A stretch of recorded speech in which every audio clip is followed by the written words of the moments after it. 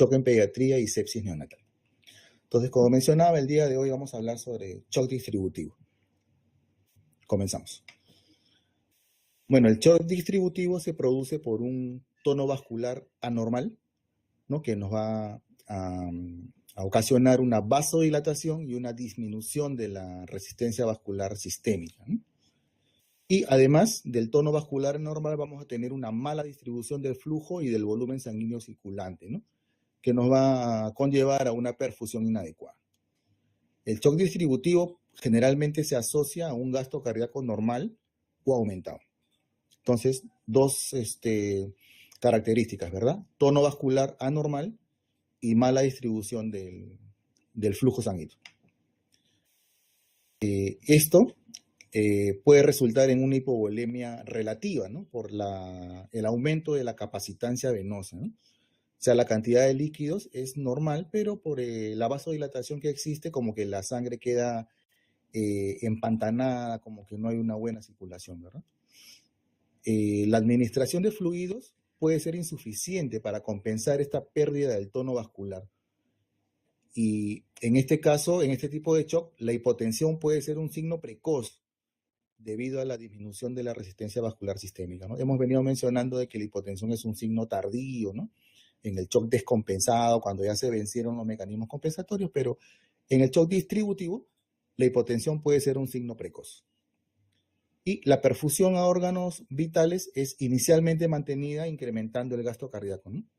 Como mencionamos. Entonces, vasodilatación y redistribución del flujo. El shock distributivo puede englobar al shock séptico, al shock anafiláctico y al shock neurogénico, ¿no? Y también algunas drogas que disminuyen el tono venoso, como son los vasodilatadores, y drogas que disminuyen la resistencia vascular sistémica, ¿no? Como los sedantes, opiáceos y barbitúricos. Ese ruido que se ha escuchado creo que no es mío, ¿eh? Algo así como un timbre. Bueno, disculpen, ¿no? Continuamos. Vamos a hablar un poco sobre lo que es choque séptico. El shock séptico puede presentar características de otros tipos de shock, como mencionamos en la clase anterior, ¿verdad? Con frecuencia es una combinación, el shock séptico, de múltiples problemas, ¿no? Infección, hipovolemia absoluta o relativa, mala distribución del flujo sanguíneo, depresión miocárdica y múltiples alteraciones metabólicas, endocrinas y hematológicas, ¿no? Esta constelación de signos y síntomas refleja un compromiso sistémico multiorgánico a nivel subcelular, ¿no? El shock séptico se genera por un efecto directo de microbios y toxinas que van a ocasionar una respuesta inflamatoria con activación de mediadores endógenos que van a conllevar finalmente una inestabilidad cardiovascular y falla orgánica multisistémica. Otras alteraciones fisiopatológicas que vamos a encontrar es la agregación de leucocitos, aumento de la adhesividad de células sanguíneas, disminución de la contractilidad miocárdica, disfunción de células endoteliales, disminución en el reclutamiento capilar secundaria a una reactividad vascular alterada, la coagulación intravascular diseminada y una función mitocondrial anormal, ¿no? Todo esto, digamos, fisiopatológicamente va a determinar el estado de shock séptico, ¿no? Entonces, la definición de shock séptico es sepsis, ¿no? Más disfunción cardiovascular, ¿no? Esta última, disfunción cardiovascular, se define cuando, a pesar de bolos isotónicos, de cristaloides endovenosos mayor o igual a 40 mililitros por kilo en una hora, la presión arterial se mantiene por debajo del percentil 5 para la edad, ¿no? O una presión sistólica que ha disminuido más de 2 desviaciones estándar, ¿no? De lo normal para la edad. Ese criterio o la necesidad de vasoactivos, ¿no? Y el otro criterio para definir disfunción cardiovascular sería que hayan dos o más de los siguientes criterios, ¿no? Acidosis metabólica inexplicable, déficit de base mayor de 5, lactato arterial mayor de 2 veces el valor normal, oliguria, llenado capilar lento y diferencia de la temperatura central y periférica mayor de 3 grados centígrados, ¿no? Esa es la definición de shock séptico, ¿no? El shock séptico en niños tiene un patrón hemodinámico característico, ¿no? Que está dado por un gasto cardíaco disminuido y una resistencia vascular sistémica aumentada, ¿no? Aproximadamente el 50% o más de niños presentan este patrón conocido como shock séptico frío. En contraste, a diferencia de lo que ocurre en adultos, que el 90% de ellos se presenta con un shock séptico caliente, ¿no? Que está dado por un gasto cardíaco aumentado y una resistencia vascular sistémica disminuida, ¿no? Si bien es cierto la taquicardia está presente, digamos, como mecanismo compensatorio en los niños, no siempre esto es un mecanismo efectivo, porque al haber una taquicardia se va a cortar el tiempo de llenado diastólico, ¿no? Y lo que generalmente observamos también es de que la respuesta ante una disminución del gasto cardíaco es la vasoconstricción periférica, ¿no? Entonces, por este motivo es que la hipotensión arterial es un signo tardío en el shock séptico, ¿no? Este es el protocolo que sugiere la ACCM PALS, ¿no? Que se viene siguiendo en la mayoría de unidades, ¿no? Críticas y de emergencia, ¿no? Está también en la campaña de supervivencia del 2012 y en la campaña sobreviviendo a la sepsis del 2016 no han incluido aún las consideraciones pediátricas, ¿no? O sea, estamos a la espera de que salga el nuevo protocolo, ¿no? El que tenemos actualmente es este, ¿no? Que vamos a tratar de ir desglosando, ¿no? Paso por paso.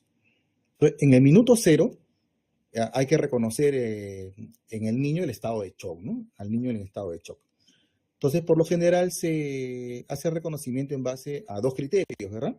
Sensorio alterado y taquicardia más signos de hipoperfusión, ¿no? En lo que es sensorio alterado, el niño puede presentar llanto inconsolable, agitación o estar somnoliendo, ¿no? Y taquicardia más signos de hipoperfusión, como pulsos periféricos disminuidos, ¿no? En comparación a los pulsos centrales. Extremidades frías o moteadas, llenado capilar alterado mayor de 2 segundos. Y si se trata de un shock caliente, más bien extremidades tibias y un llenado capilar flash, ¿no? Flujo urinario disminuido, acidosis metabólica y lactato incrementado, ¿no? Como hemos venido mencionando, la hipotensión es un signo tardío y que indica shock descompensado y que no es un requisito para el diagnóstico, ¿no? O sea, en el minuto cero hay que reconocer el shock. Del minuto 0 al minuto 5 hay que establecer rápidamente el ABC de la reanimación. Hay que identificar y tratar condiciones amenazantes para la vida. Hay que dar oxígeno a alto flujo, intubar si hay falla respiratoria inminente, tratar de conseguir 2 accesos venosos periféricos que permitan un pasaje de grandes volúmenes de líquido y considerar la vía intraósea si no se consigue un acceso venoso luego de 3 intentos de canalización de una vía periférica o que se haya gastado más de 90 segundos, ¿no? En cuanto a esto, hay que mencionar de que el 40% del gasto cardíaco se destina al trabajo respiratorio, ¿no? Esto quiere decir que si damos soporte ventilatorio mecánico, más oxígeno va a estar disponible para otros órganos vitales, ¿no? Va a haber un mejor balance entre el aporte versus la demanda de oxígeno. Hay que también tomar en cuenta que cuando intubemos al paciente, el darle ventilación a presión positiva o darle una ventilación excesiva puede empeorar el retorno venoso, ¿no? Y en lo posible, para evitar esto, hay que dar una adecuada fluidoterapia antes de la intubación, ¿no? Si el tiempo lo permite, si las condiciones del paciente pues, se prestan para ello, ¿verdad? Tomar también en cuenta de que los fármacos para la intubación pueden causar vasodilatación y empeorar el shock, ¿no? El midazolam, por ejemplo. En cuanto a lo que es oxígeno, como decíamos, hay que dar oxígeno al 100%, pero la excepción sería en recién nacidos con sospechas de cardiopatía congénita dependiente del ductus, ¿no?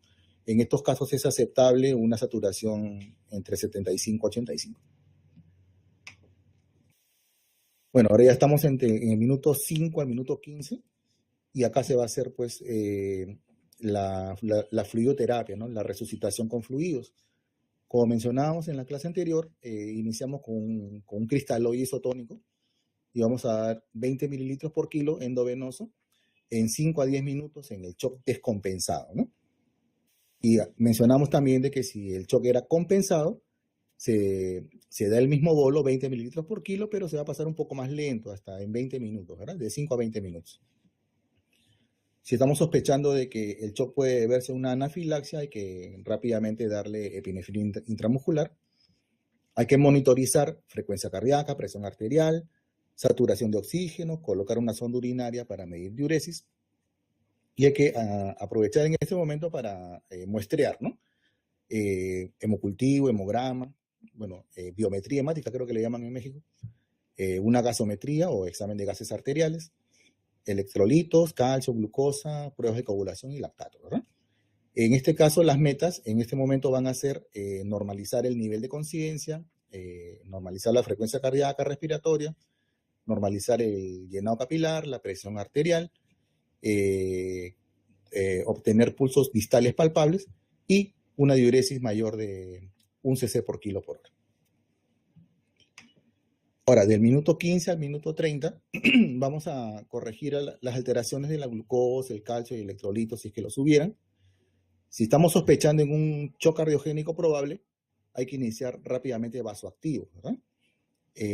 Recién nacidos, en estado de shock, ante la posibilidad que se trate de una cardiopatía dependiente de ductus, hay que iniciar prostaglandina E1, ¿verdad?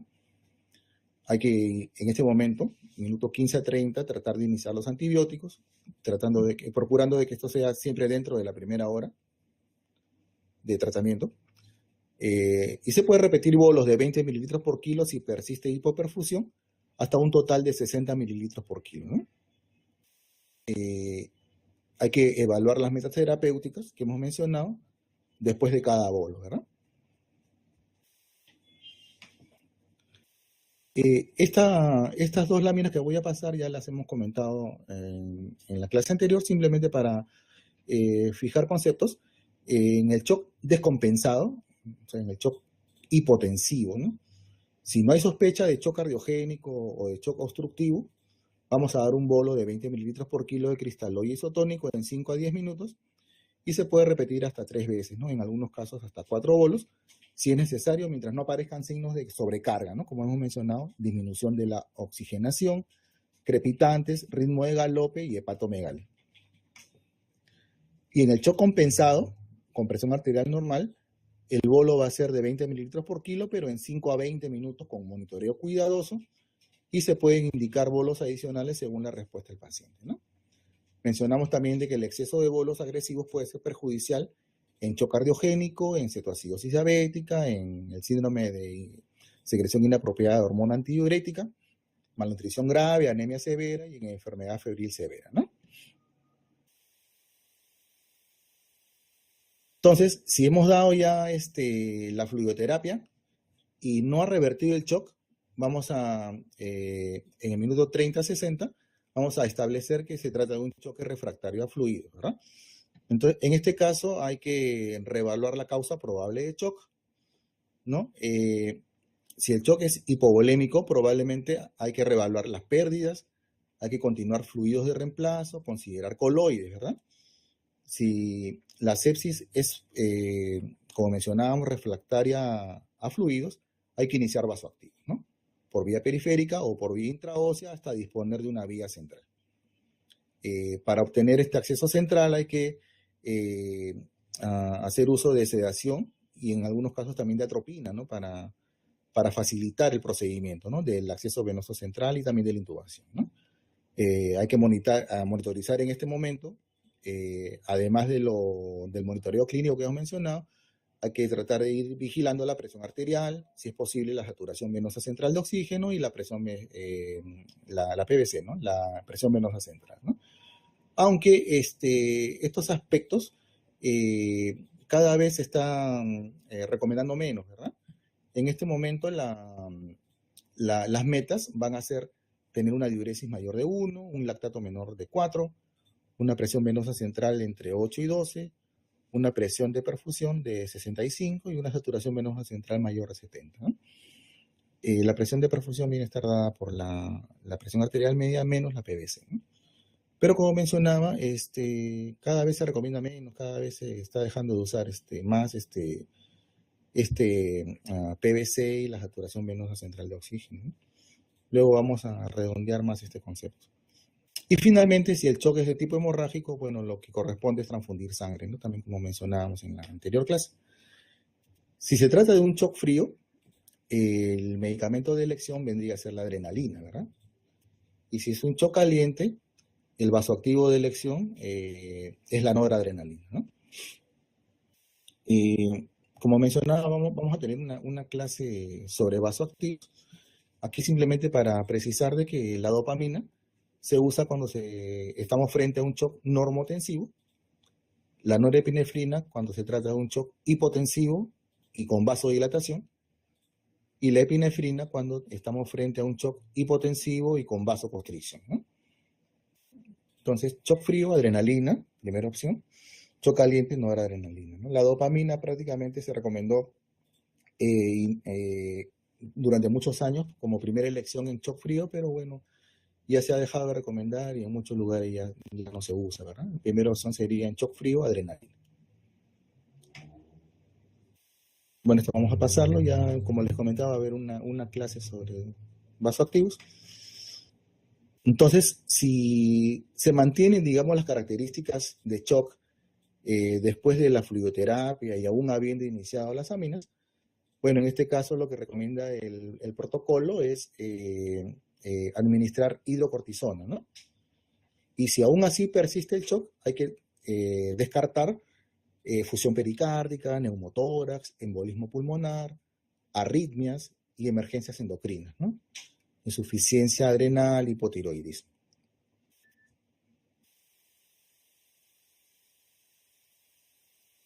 Bueno, ahora vamos a hablar un poco sobre lo que es shock anafiláctico. Es una reacción aguda, potencialmente letal, ¿no? Donde se va a dar una liberación masiva de mediadores químicos de los mastocitos, basófilos y otras células inflamatorias, ¿no? La histamina es el mediador más importante, ¿no?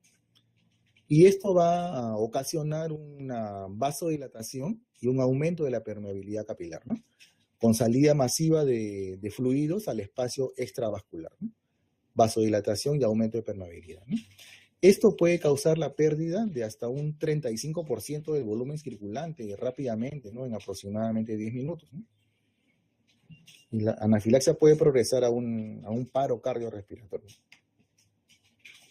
Los mediadores liberados y generados van a causar una serie de efectos, como por ejemplo, broncoconstricción, vasodilatación y aumento de la permeabilidad capilar, ¿no? Estimulación de las terminaciones de los nervios sensoriales, ¿no? Y activación de células inflamatorias, complemento, coagulación, ¿no? Y también actúan como quimiotácticos, digamos, sobre los eosinófilos. Todo esto va a reforzar y alargar la reacción anafiláctica, ¿no?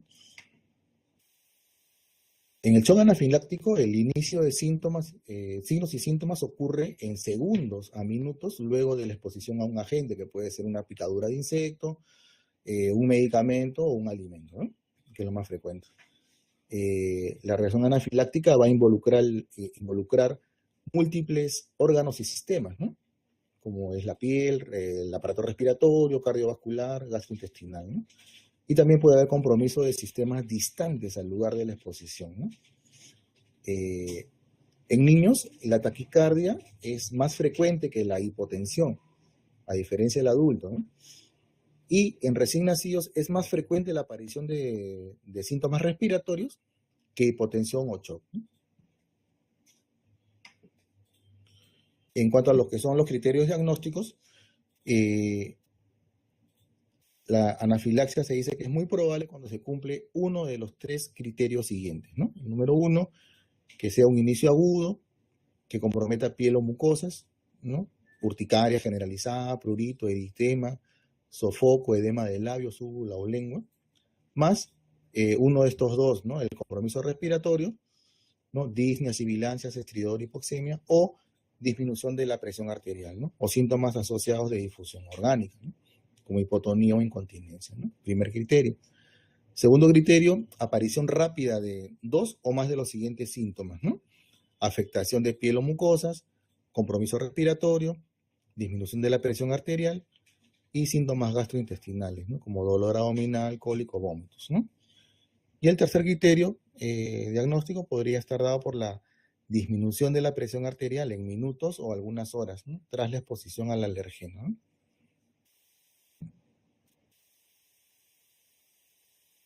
Los signos de alarma, ¿no?, en shock anafiláctico debería estar dado por un rápido empeoramiento de los síntomas, ¿no?, cuando hay presencia de dificultad respiratoria, ¿no?, estridor, sibilancias, incremento del trabajo respiratorio, tirajes, tos persistentes, cianosis, ¿no?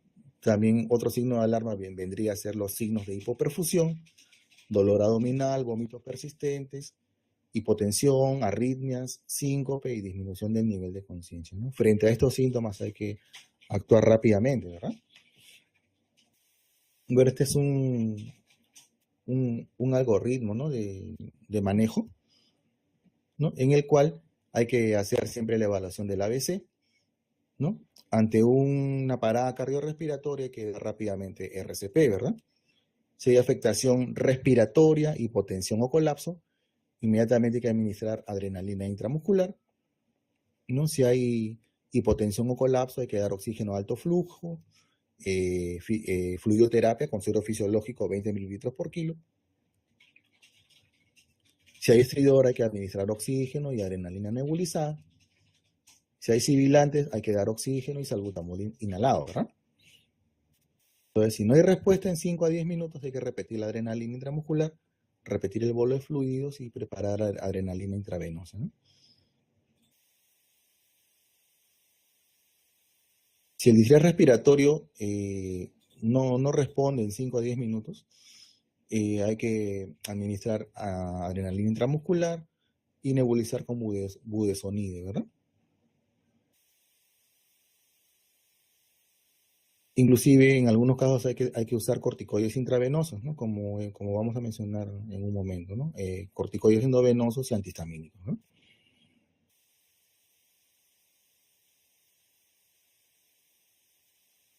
En cuanto al ABC que mencionábamos en el tratamiento del shock anafiláctico, eh, la intubación hay que tratar de hacerla de inmediato en caso que haya obstrucción de la vía aérea por un angioedema, ¿no? La demora en el procedimiento puede dificultar la intubación.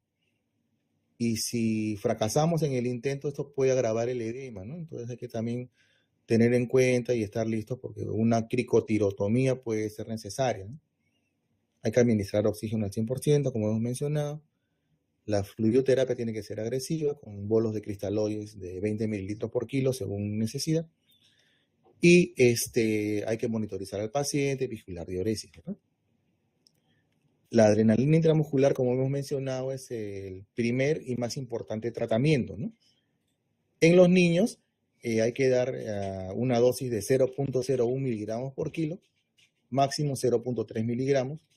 Se coloca en la superficie externa del muslo y mientras más pronto se administre, mayor va a ser la eficacia, ¿no? La adrenalina intramuscular se puede repetir cada 5 a 15 minutos si no hay mejoría o si la presión arterial sigue demasiado baja, ¿no? La mayoría de pacientes va a requerir de 1 a 2 dosis de adrenalina, ¿no?, para obtener una respuesta adecuada. En edema severo de las vías respiratorias, espasmo bronquial o presión arterial disminuida, que no responde a varias dosis de adrenalina intramuscular y la fluidoterapia, hay que considerar el uso de adrenalina endovenosa, ¿no?, que puede ser en bolo lento o también por infusión continua, ¿no? O inclusive el uso de un vasoconstrictor como la norepinefrina, ¿no?, en infusión continua.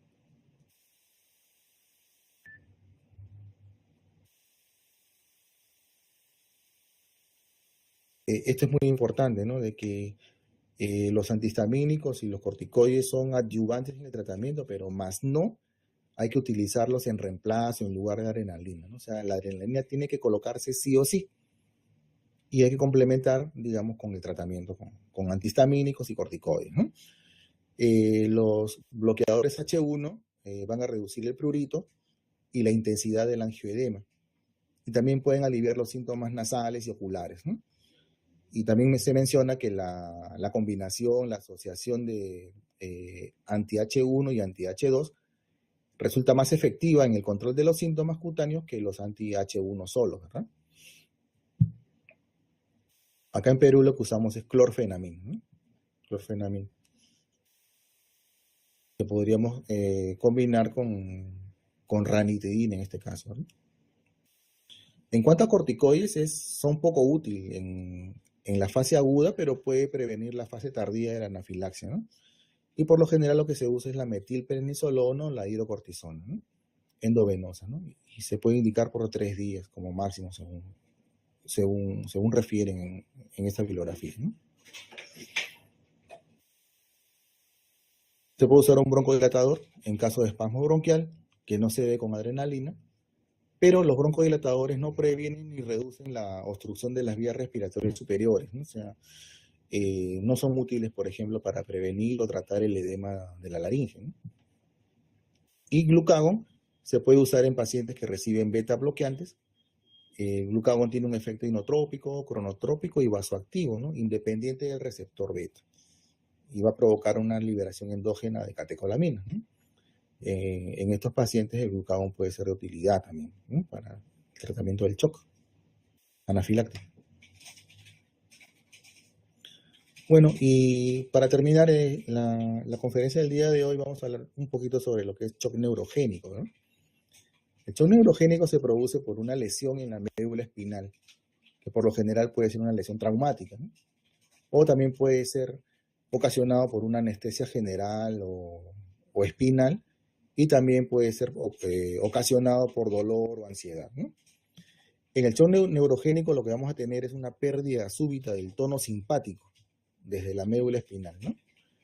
Y consecuencia de esto va a haber una caída brusca de la resistencia vascular sistémica, ¿no? Esto va a ocasionar una dilatación masiva de arteriolas y vénulas, ¿no? Que va a aumentar la capacitancia venosa. Vamos a tener una hipovolemia relativa y un menor gasto cardíaco, hipotensión y bradicardia, ¿no? Como hay una pérdida del tono simpático, en este caso no vamos a tener taquicardia como en los demás tipos de shock, sino más bien bradicardia, ¿no? En el shock neurogénico hay que tratar de lograr obtener una presión arterial adecuada, ¿no? Porque si se mantiene la perfusión de la médula espinal, esto va a limitar el daño isquémico secundario. En ocasiones la resucitación con fluidos puede ser insuficiente, y en este tipo de shock va a haber una buena respuesta a la infusión de vasopresores, ¿no? La bradicardia por disrupción de la médula espinal cervical o torácica alta puede requerir inclusive marcapaso externo o el uso de atropina, ¿verdad? Si la bradicardia es muy marcada, ¿no? Y la hipotensión finalmente va a mejorar luego de varios días, ¿no? Pero esto todavía no se ha logrado explicar en su totalidad, ¿no? ¿Cuál es la causa de que la hipotensión mejore después, ¿no? Después de varios días. Se plantean de que puede haber una reorganización sináptica o la presencia de receptores alfa con hiperrespuesta, ¿no? Que finalmente van a, después de algunos días, lograr que la presión arterial se normalice, ¿no? A valores normales para la edad. Bueno, esta es la última diapositiva. No sé si tengan algún comentario, alguna pregunta para poder hacer una discusión, ¿no?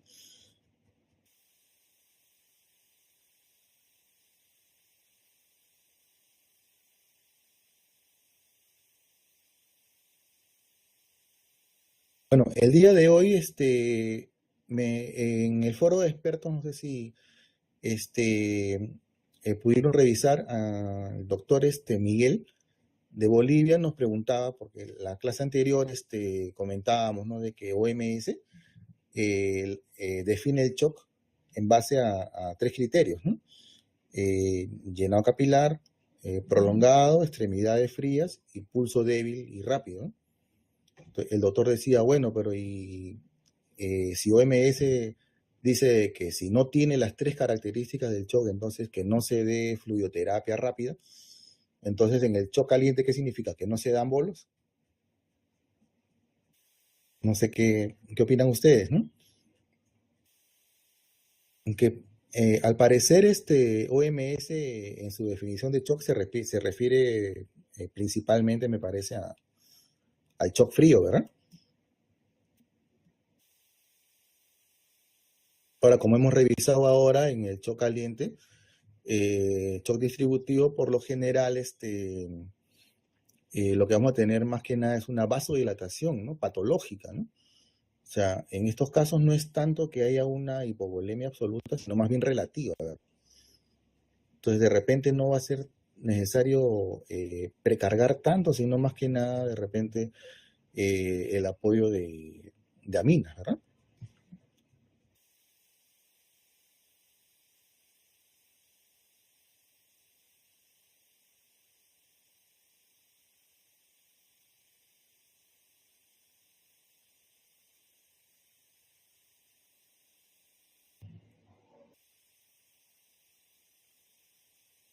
A ver, nos preguntan, ¿se puede colocar norepinefrina por vía periférica en caso de no poder disponer de una vía central? No, claro, ¿no? O sea, lo que están recomendando en la actualidad es de que sí se puede usar una vía periférica, ¿no?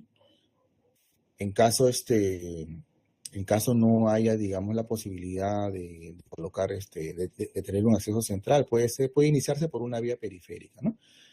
Ahora, lo que en caso recomiendan es no usar un vasopresor, potente, ¿no? En el caso, por ejemplo, de vasopresina, terlipresina, ¿no?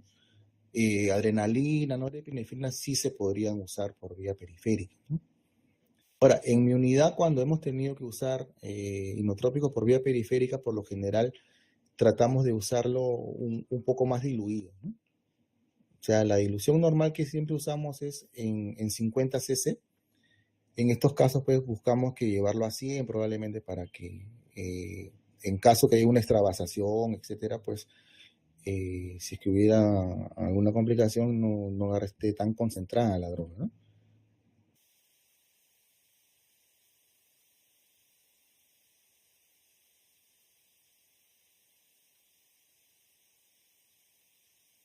Como comentaba también al inicio de la conferencia de hoy,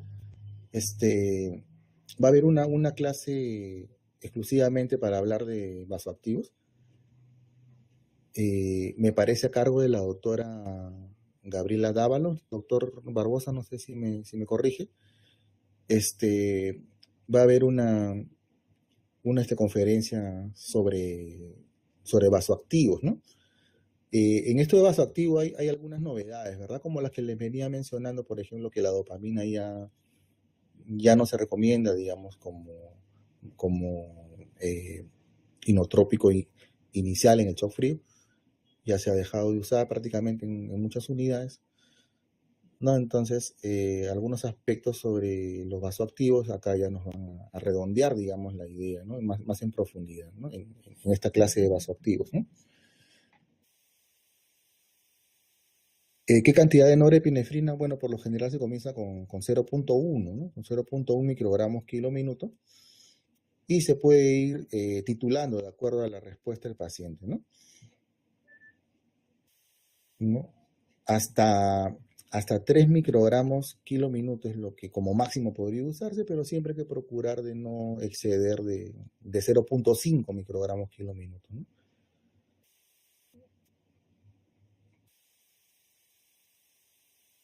No sé si en otras unidades también hagan lo mismo, pero como les decía, cuando hemos tenido necesidad de usar vasoactivos y no disponemos de una vía central, pues iniciamos por vía periférica y tratamos en lo posible de diluir un poco más el medicamento, ¿no? No sé en la experiencia de ustedes, en sus unidades, cómo manejan esto.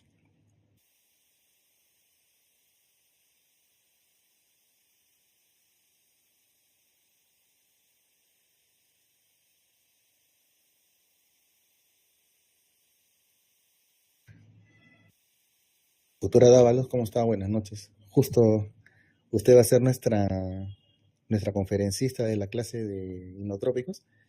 La doctora nos comenta que sí usan en su unidad la vía periférica ¿no? Para el tratamiento con vasoactivos, ¿verdad?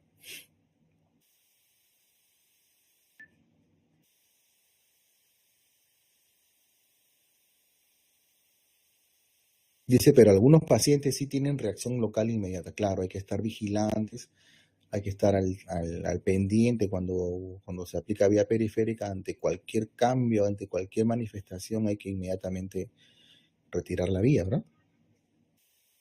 Retirar el medicamento, perdón, ¿no?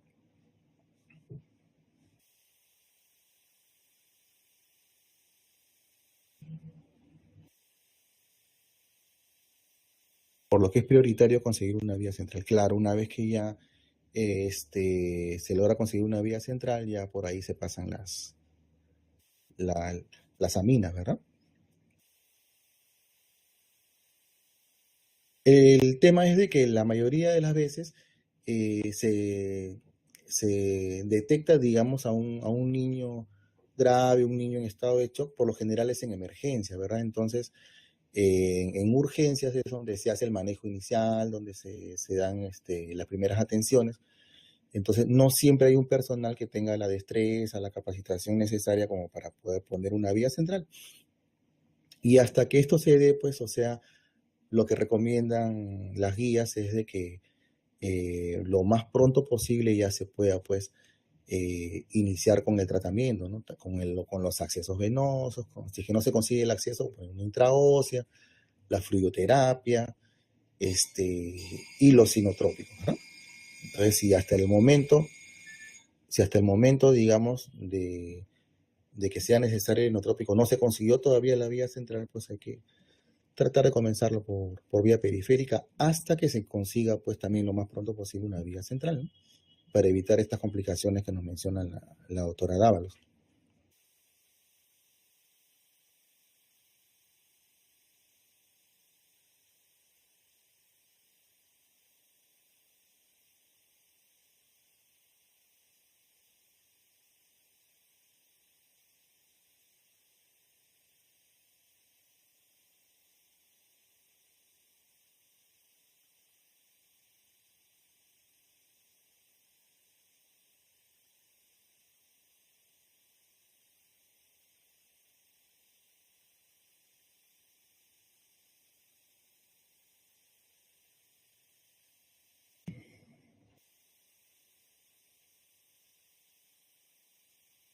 En el foro de expertos también hemos tenido algunas ocasiones que se ha discutido